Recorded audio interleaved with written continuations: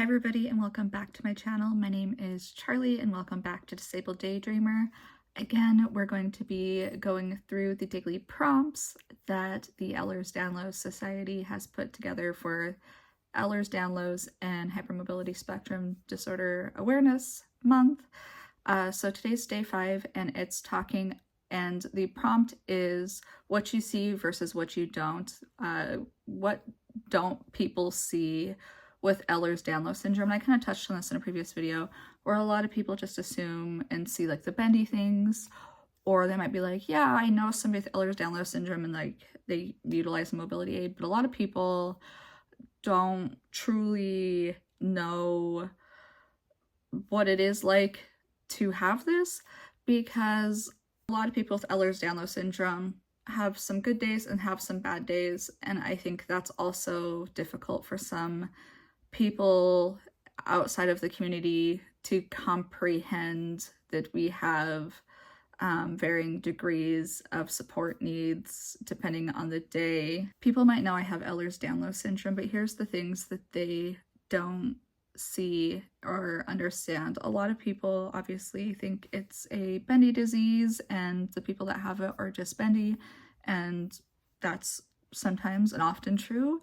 depending on the subtype that you have, but it's much deeper than that. And it's a multi-system involvement syndrome. But what people don't see and what I don't post about is all of the different doctors that you typically need to see for the different comorbidities. Like there's not just like one doctor who understands it. They also don't see trying to find doctors, and like there's like a primary care provider is not as bad of, it's bad where you kind of have to be like, this isn't as bad if they're less knowledgeable than another group, but I find that primary care providers aren't very knowledgeable, and then there's some specialists who are and some that aren't, and you're kind of always being either surprised or almost disgusted in the lack of understanding of what's going on in your body, and then trying to find somebody who understands that, trying to find somebody who's willing to work with you and get to the core of the issue,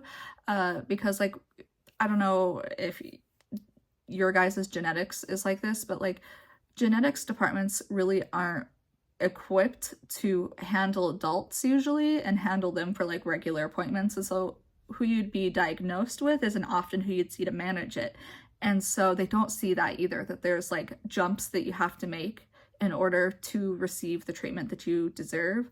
And it's like, I've been recommended physical therapy a few different times, but when I inquire about physical therapy and their knowledge about things that I have, I'm less than satisfied and at worst worried for myself, because I think either people, and I've talked about this in another video, they have no understanding of what it is, or they have like a flawed understanding, and usually that comes from some sort of bias, and that's not something you want to run into either.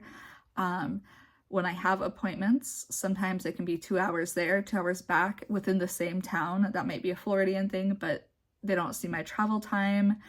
EDS has so many comorbidities. I have to follow like strict dieting protocols for my allergies, which may or may not be related to my MCAS. Like it's like people are like, well, not everything is Ehlers-Danlos syndrome, and like that is totally true, but that doesn't mean that Ehlers-Danlos syndrome isn't a key player in maybe what's going on with you. I know that some of us are contraindicated from certain activities.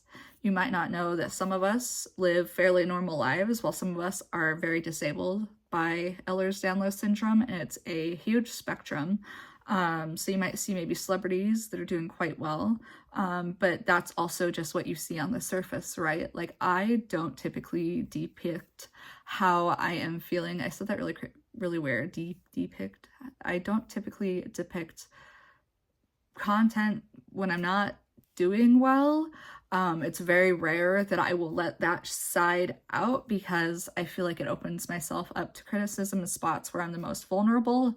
And so I don't often show the things that are most vulnerable. I don't talk about some of the manifestations of my illness, or things that might be connected to my Ehlers-Danlos syndrome, because some of them get quite embarrassing. Again, it's a multi-system syndrome or disease. I have issues in my stomach. I have issues with my skin. I have issues in my teeth. The moon, you know, sky's the limit. And it really just depends on the person. Some people might not have all of those manifestations. But I think some people are always looking for like a specific type, or they saw one person maybe on like Ripley's Believe It or Not, and like, that's a person with Ehlers-Danlos syndrome. And yeah, there is, I believe, a guy with Ehlers-Danlos syndrome who is doing like the Ripley's Believe It or Not, or like the Guinness Book of World Records type stuff. But that's definitely not all of us. I don't think a lot of people understand that with more emerging research, we're understanding that there may be, like, while we're all bendy right now, a lot of people hit what is called like a stiffening phase. And if you looked at like specifically like the hypermobile Ehlers-Danlos syndrome scoring sheet, as you get older, those numbers required to be diagnosed actually go down for like your Batten score. So just kind of interesting. I don't see my constant monitoring of my health and vital signs. Again, I have POTS, which is tied into Ehlers-Danlos syndrome, and I'm typically constantly monitoring. I'm monitoring while I sleep. I'm checking my blood pressure to make sure that my beta blockers are okay and they're not making things too low or anything like that. But like right now we're in a good spot, and I don't think people see that I sometimes feel like I'm on like a sinking ship, and while I might plug up one hole and I'm like, phew, that was so much to deal with, and I look over and there's just more piling in. There's always something going on in this body, and it's just a matter of prioritizing sometimes what can I do about it, because I can't always afford many specialists or to follow each and every avenue of health issues that I have.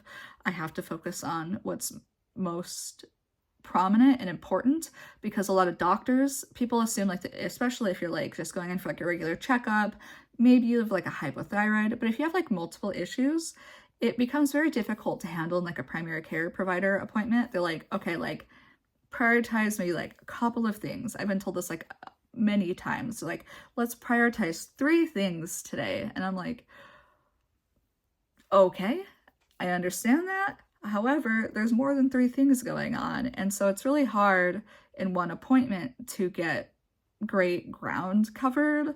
And then even with another follow-up with like a specialist, it's hard to get ground covered. It's hard to find doctors that are knowledgeable. A lot of people assume like rheumatology treats it. Typically they don't treat it.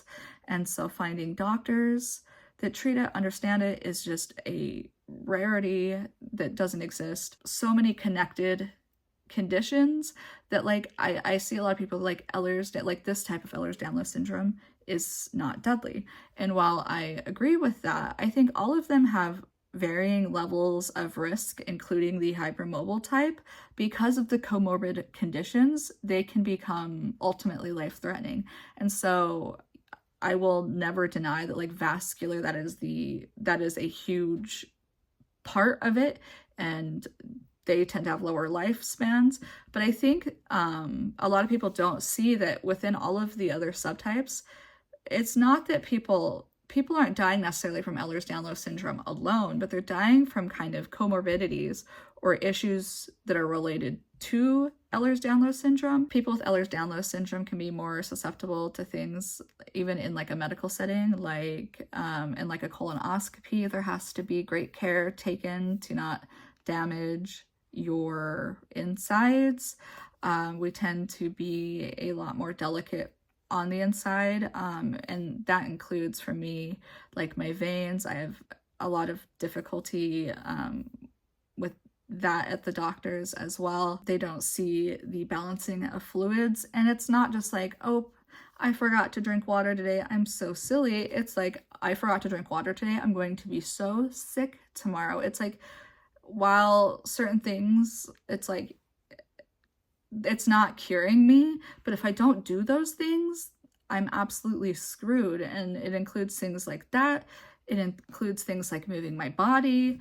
And while none of those things fix it or have provided like whole symptom relief when I don't do them, it's super, super clear. And so I don't know, I just don't think the general public understands managing, balancing, and everything this encompasses. If I was to be like the too long didn't read of today, I think today is the longest. I kind of went on a little rant. While I was speaking, I did put on some different photos that were like happy photos, and then photos that show more of like different testing and things that I've done. And so I hope that this was informative, and I hope that it depicted what I wanted to appropriately. Thank you guys so much, and I will see you guys again tomorrow for, I believe, day 6.